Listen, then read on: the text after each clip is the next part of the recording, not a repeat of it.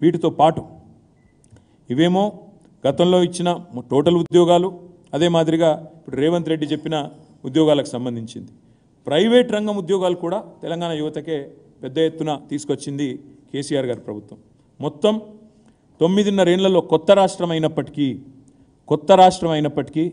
కొత్త రాష్ట్రం విషయంలో కొన్ని సందిగ్ధాలు, అనుమానాలు ఉన్నప్పటికీ, పెట్టుబడులు తరలిపోతాయని వాదనలు ఉన్నప్పటికీ కేసీఆర్ గారు ప్రభుత్వం చేసిన అతి గొప్ప పని ఏంటంటే ప్రైవేట్ రంగంలో టీఎస్ ఐపాస్ అనే వ్యవస్థ ద్వారా మేము మొత్తం 24,000 పరిశ్రమలకు అనుమతులు ఇచ్చాం. 24,000 పరిశ్రమలు, 4 లక్షల కోట్ల పెట్టుబడులు తీసుకొని రాగలిగినాం.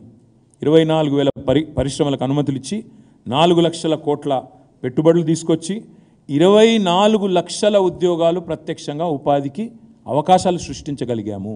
అంటే టోటల్గా తీసుకుంటే బ్రదర్, ఓవరాల్గా తీసుకుంటే 24 లక్షల ఉద్యోగాలు ప్రైవేట్ సెక్టర్లో, 2,32,000 ఉద్యోగాలు గవర్నమెంట్ సెక్టర్లో, అంటే 26,32,000 ఉద్యోగాలు సృష్టించింది తెలంగాణ ప్రభుత్వం కేసీఆర్ గారి నాయకత్వంలో.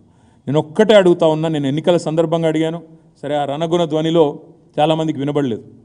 నేను ఒక్కటే అడుగుతా ఉన్నా, ఇంతకంటే ఎక్కువ రిక్రూట్మెంట్ చేసిన ప్రభుత్వం భారతదేశంలో గత 10 ఏళ్లలో 2014 నుంచి 23 దాకా ఏదన్నా ఒక్కటి ఉన్నదా భారతదేశంలో? దయచేసి ఉంటే చూపెట్టండి అని కాంగ్రెస్ బీజేపీ నాయకులు నేను అడుగుతా ఉన్నా. మాకంటే ఎక్కువ రిక్రూట్మెంట్ చేసిన ఒక్క ప్రభుత్వం కాంగ్రెస్ది కానీ బీజేపీది కానీ భారతదేశంలో ఎక్కడన్నా ఉంటే నేను రేపు ఈ టైం కల్లా రాజీనామా చేసి పోతా. ఇది నా ఆఫర్ వాళ్ళకి. ఇది ఎన్నికలప్పుడు కూడా చెప్పాను, రాహుల్ గాంధీకి చెప్పాను, బీజేపీ వాళ్ళకి చెప్పాను. లేస్తే నోటికి వచ్చినట్టు వాగడం కాదు, దయచేసి చూపెట్టండి దేశంలో తెలంగాణ కంటే బెటర్ పర్ఫార్మింగ్ గవర్నమెంట్ రిక్రూట్మెంట్లో, ఎంప్లాయ్మెంట్ క్రియేషన్లో ఏదన్నా ఉన్నదా ఉంటే దయచేసి చూపెట్టండి. ఆధారాలతో ఇప్పుడు నేను చెప్పినట్లు లెక్కలతో సహా చెప్పండి, సొల్లు పురాణం చెప్పొద్దు అని చెప్పాను. ఇంతవరకు సమాధానం లేదు. 6 నెలలుగా సమాధానం లేదు. ఎందుకు లేదు అంటే జవాబు లేదు. తెలంగాణ కంటే బెటర్ పర్ఫార్మింగ్ స్టేట్ లేదు.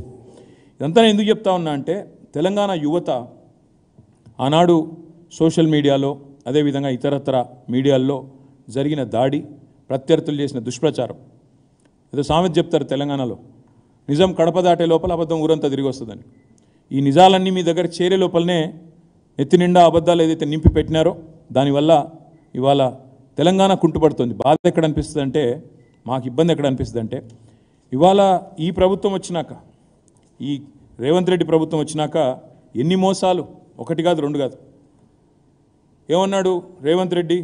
కాంగ్రెస్ రాగానే మొదటి సంవత్సరంలో 2 లక్షల ఉద్యోగాలు అన్నాడు. మరి మొదటి సంవత్సరంలో 2 లక్షల ఉద్యోగాలు అంటే నేను ఒకటే అడుగుతా ఉన్నా, ఏది మరి ఒక్క నోటిఫికేషన్ అన్న వచ్చిందా? ఒక్కటి. గతంలో మేమిచ్చిన 2 నోటిఫికేషన్లు, ఒకటేమో మేము గ్రూప్ 1 నోటిఫికేషన్ ఇచ్చినాం.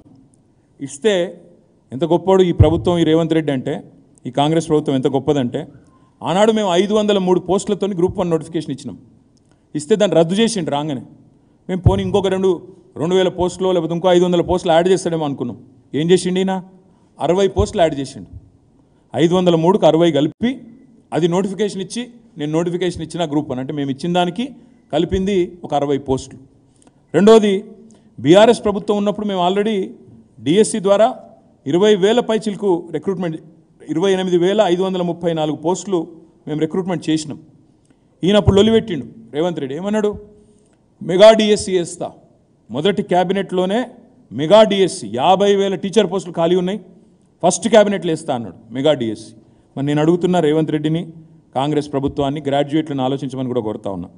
బీఆర్ఎస్ ప్రభుత్వం ఉన్నప్పుడు 5,089 పోస్టులతోని డిఎస్సి మేము నోటిఫై చేస్తే దాన్ని నువ్వు వచ్చి రద్దు చేసినావు.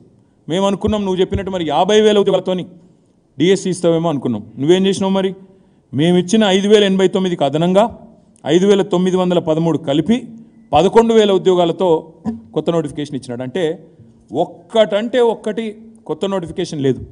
2 మేమిచ్చిన నోటిఫికేషన్లను రద్దు చేసి వాటికి ఇంకొన్ని కలిపి కొన్ని కొసిరి అది మళ్ళీ కొత్తగా ఇచ్చింది తప్ప ఏ ఒక్క నోటిఫికేషన్ కూడా రేవంత్ రెడ్డి వచ్చినాక ఇవ్వలేదు.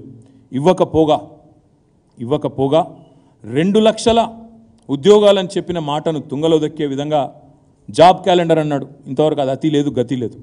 అదేవిధంగా ఇంకా దుర్మార్గం ఏంటంటే, ముఖ్యమంత్రి గారి సహచరుడు, ఆయన డిప్యూటీ చీఫ్ మినిస్టర్ మేము నిరుద్యోగులకి 4,000 రూపాయల నిరుద్యోగ భృతి అనే మాటనే ఇవ్వలేదు అని నిండు శాసనసభలో పచ్చి అబద్ధం. వాళ్ళ నాయకురాలు ప్రియాంక గాంధీ గారిని పిలిచేమో ఇక్కడ యూత్ డిక్లరేషన్లో నెలకు 4,000 అని చెప్పి మాట, కానీ వెంటనే ఉప ముఖ్యమంత్రి గారు శాసనసభలో మాట మార్చి మేము ఉద్యోగాలు ఇస్తామన్నాం కానీ నిరుద్యోగ భృతి ఇస్తామని ఎక్కడ చెప్పాం అని చెప్పి మాట మార్చినారు. ఇవన్నీ కూడా తెలంగాణ యువత, తెలంగాణ నిరుద్యోగులు, తెలంగాణ గ్రాడ్యుయేట్లు అందరూ గమనించాలని చెప్పి నేను విజ్ఞప్తి చేస్తూ ఉన్నాను. ఇవాళ ఈ ముఖ్యమంత్రి గారు సరే ప్రభుత్వ ఉద్యోగాలు ఎట్లాగూ ఇస్తలేడు, జాబ్ క్యాలెండర్ ఎట్లాగూ లేదు, మీకు అర్థమైపోయింది మోసం. ప్రవేశ పరీక్షలకు ఎంట్రన్స్ టెస్ట్లకు రూపాయి కూడా ఫీజు తీసుకొని అన్నాడు. మరి కేసీఆర్ గారు ఉన్నప్పుడు టీచర్ ఎలిజిబిలిటీ టెస్ట్ ఫీజు 400 రూపాయలు ఉండేది. రేవంత్ రెడ్డి గారు చెప్పినారు నేను ₹1 కూడా తీసుకోను, జీరో ఫీజు అన్నాడు. కానీ ఆయన వచ్చిన టెట్ ఫీజుని 400 ఉన్నదాన్ని 2,000 చేసినాడు. ఇది వాస్తవం. అంటే చెప్పేది ఒకటి, చేసేది ఒకటి.